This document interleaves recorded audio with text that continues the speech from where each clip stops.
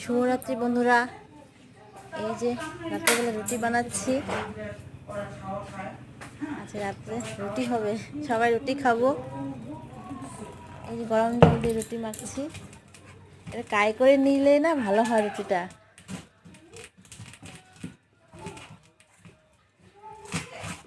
একা একা করি না, আর কি বলবো। আর রাত্রেবেলা রুটি, ঠান্ডা দিনে রুটি খেতে ভালোই লাগে, গরম গরম রুটি। এই যে বানাচ্ছি।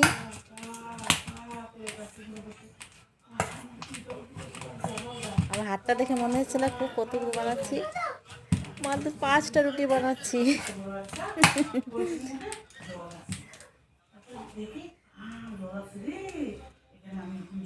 আপনারা রুটি খান?